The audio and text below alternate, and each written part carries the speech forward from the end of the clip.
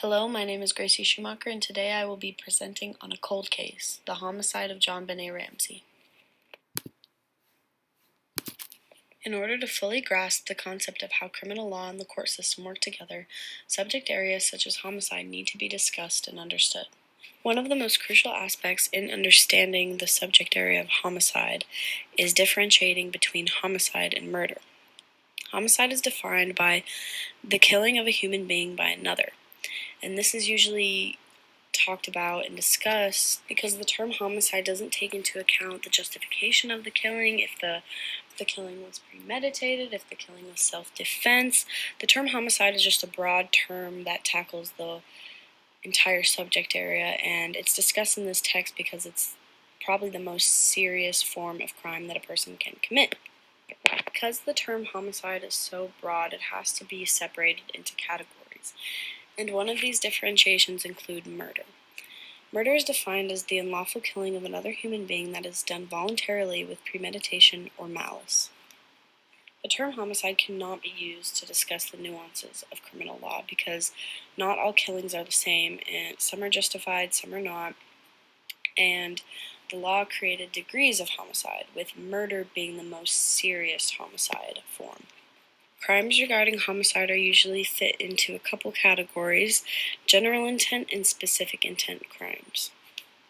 When any crime, including homicide, is being evaluated, two important terms must be considered: mens rea and actus rea.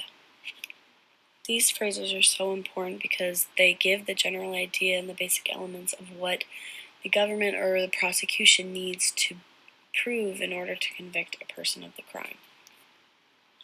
Mens rea translates to guilty mind, and actus reus translates to guilty act. These are characterized by the mental element of the crime and the physical element. The mental element being the intention to commit the unlawful act, and the physical element being actually completing the act. First-degree murder is the most severely punished form of homicide, and it is characterized by the defendant unlawfully causing the death of another human being if it was premeditated or done with malicious intent. This degree of murder can be punishable by death, but the other forms of murder are the second-degree murder, which does not have the premeditation aspect, and then voluntary manslaughter, which this lacks evidence of malicious intent. In this presentation, I will discuss the homicide of John Benet Ramsey, which is actually a murder because it was an unlawful killing of another human being that was done voluntarily with premeditation and malice. Even though this case ended up being a cold case, that is still going on and being investigated with new research today. In 1996, the 6-year-old pageant queen, John Benet Ramsey, was murdered in Boulder, Colorado. Personally, I'm from Colorado, so I heard about this case all growing up, and I always thought it was so crazy that it was never solved because it seemed so obvious who did it. But it's very interesting to still be learning about this significant case years and years later after hearing about it my whole life and after it never being solved, because this case took place in the 90s, but there are still investigations going on in 2022 by the Boulder police and everything about it. The 6-year-old, who was the daughter of Patsy and John Ramsey, was found dead in their basement at the bottom of the stairs in their home. The entire facts of the case are just suspicious. Ramsey's mom called the police early the morning that they found their daughter dead at the bottom of the stairs. This was before they found her dead. And they reported her missing because they had found a ransom note demanding thousands and thousands of dollars. And after the parents went to the police and filed a missing persons report and started freaking out, one of the law enforcement officers actually suggested that Patsy and John search their house, which it's all very suspicious because why would you not search your house in the first place if your child was missing? John Ramsey discovered his daughter's body lying on the floor of the small basement room. Supposedly, there was an officer on the scene that had searched the house, but for some reason had not opened this room that had her body laying in it. The ransom note that was left for the Ramseys was also very intriguing. because the whole kidnapping, ransom, and murder situation seemed very targeted. They said in the ransom note, "We know who you are," especially towards the dad. They said, "We know who you are, John, and this is what's going to happen. We're going to kill your daughter if you don't give us $118,000. John Benet Ramsey's homicide was eventually ruled a murder because it was the unlawful killing of another human that was done voluntarily with premeditation or malice, which obviously cannot be proved on the scene with the body lying there, but it was pretty evident that it was done intentionally. If it was done with malicious thought, cannot really be proved until you get into the courtroom and you start interviewing people and getting input from the witnesses and examining all of the evidence that was presented. John and Patsy Ramsey's main argument for their defense, because obviously they were the first suspects since they were the ones in the house and the only ones in the house at the time of the murder, or as far as we know, because a lot of people were saying it might have been an intruder, was that this so-called intruder entered the home through a broken basement window. But I believe that law enforcement eventually ruled this out. This case was a criminal matter because civil cases are usually between people or organizations, and they usually aren't as serious as the criminal cases. And these criminal cases usually involve an alleged violation of a criminal law, and this is usually, going up against the district attorney's office or other law enforcement, and they are the prosecution in this scenario. Misdemeanors are characterized by not so serious crimes that can usually be solved with a low jail sentence or just a fine, whereas felonies are much more serious and can be punishable up to more than 1 year in prison, be several years in prison, could even be punishable by death. So in the case of John Benet Ramsey, it was a felony because even though nobody was actually caught for the crime, if they had been caught, they would have gone to jail for probably their entire life, maybe even sentenced to the death penalty, depending on what state they were in. The main parties who were involved with the John Benet Ramsey case were her parents, Patsy and John Ramsey, and then the Boulder Police Force and law enforcement who were in charge of investigating the crime and trying to find who did it. Even though there was no actual court trial that came about from the homicide of John Benet Ramsey, in terms of the prosecution inside in the courtroom, the prosecution would have been Boulder law enforcement and assisting the district attorney's office to try this crime. In my opinion, and a lot of other people's opinions about the murder of John Benet Ramsey, the Boulder Police Department did not investigate this case thoroughly. And maybe if they had, and maybe if it wasn't in the 90s, maybe if they had the technology and the knowledge that we have now, this case wouldn't still be a cold case 26 years later. Some of the evidence found at the crime scene was that John Benet Ramsey had a blow to her head, and this resulted in a fractured skull. It was also evident that there was a cord tied around her neck. This was found at the crime scene, and it was tightened with a garrote, and she had been strangled using this. But I think they eventually found that the cause of death was the blow to the head, and the strangling was just an after effect. There were no key witnesses present in this because the case did not actually go to trial. And the grand jury that was actually made for this case was dismissed almost a year after they got subpoenaed because there was just a lack of evidence.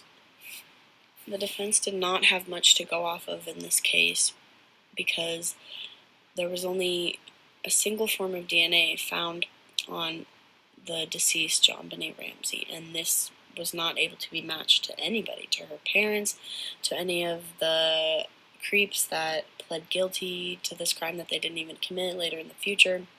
The ransom note was also a huge part of evidence, and I think they ruled out that Patsy had not written it, but they never ruled out that John didn't write it. And the investigators were always talking about how they were divided as to whether or not the parents should be considered suspects, but I feel like anyone even reading about this case once would think that they would be the main suspects. There might have even been some corruption within law enforcement because law enforcement advised that they treat the Ramseys as victims rather than suspects, which does make sense in the fact that they had just lost their daughter, but a lot of the evidence, even though the evidence was not substantial, it still pointed to them. It was also mentioned that the Boulder police did a horrible job of searching the Ramseys' home, interviewing them, securing the crime scene, basically all the most important things you need to do for a crime investigation. They did it incorrectly. It was even said that the Federal and Colorado Bureau of Investigations, the FBI, agreed to help them, and they turned down their help, which I think the entire situation is very suspicious. Why would you turn down help from the FBI? The overall outcomes of this case were very sad, misleading, and just not satisfactory because nobody was actually ever convicted of the murder of JonBenet Ramsey. In 1998, there was a grand jury convened by Boulder County to decide if there was enough evidence to support the indictment of Patsy and John Ramsey. After an entire year of doing investigations on this cold case, the jury was dismissed because there were no charges that would be filed based upon evidence. There was just a huge lack of evidence, mostly in the DNA that was found on JonBenet Ramsey. In November of 2022, the Boulder police actually started a new investigation into the murder of the 6-year-old JonBenet Ramsey. Law enforcement said they had received thousands of tips, letters, and emails all regarding the case, but none of them have actually led them to anything real. It is also weird to think about that when a case like this gets so much media coverage and people are mad about it and people know about it, a lot of people came forth and confessed to the killing of JonBenet, but police always confirmed that the DNA found on her did not match any possible suspects, including her parents. Police say that now they have new technology to test the very, very minuscule amount of DNA that was found in the case, and they might be able to build a profile that may lead law enforcement to the killer. Patsy Ramsey passed away in 2006, so even if she was eventually found to be guilty of it, she cannot be convicted because she is deceased. The entire world of media went completely against Patsy and John Ramsey because everyone decided they were guilty even though they could not even have gone to trial because of the lack of evidence. It is very intriguing how much of an impact this case had. I've heard about it my entire life, and I even hear about it today. People on the social media platform TikTok are especially obsessed with it, especially the true crime people. And I just can't believe, after all of this media coverage, investigation, and this being a cold case for literally 26 years, that they still have not found the answer that they're looking for.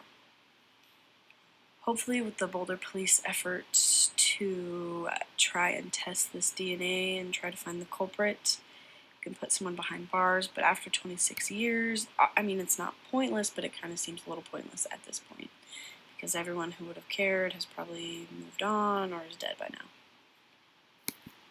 In this specific case, if I was the defense and I was defending John and Patsy Ramsey, I honestly wouldn't have to do anything differently because the case never went to trial, they never even got tried, so they never got convicted.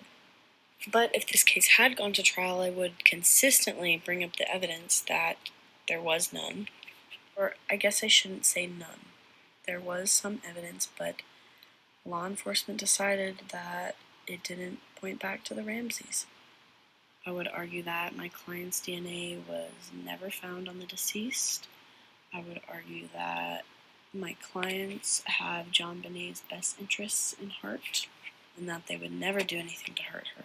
And I would bring into evidence how the Ramseys received a ransom note. And it doesn't really make sense to send a ransom note to your own house. I would argue that it was probably someone different, like a child molester, because we know that JonBenet had a very high pageant appearance, and her makeup was always done, her hair was always done, and one of the articles I was reading about this topic was suggesting that these provocative and sexual images and aspects of pageantry are what actually got her killed. It was also ruled out that Patsy had not written the ransom note. I would argue that there was a broken basement window and an intruder could have gotten in there and killed JonBenet Ramsey. And I would also bring up the fact that when JonBenet was found, there was duct tape on her mouth and the cord that was used to strangle her. The tape and the cord couldn't be matched to anything belonging to the Ramseys, so it cannot be proved that they owned either of these items or that they touched either of these items because, again, their DNA was not found anywhere near their daughter's deceased body. These are my references. Thank you for listening.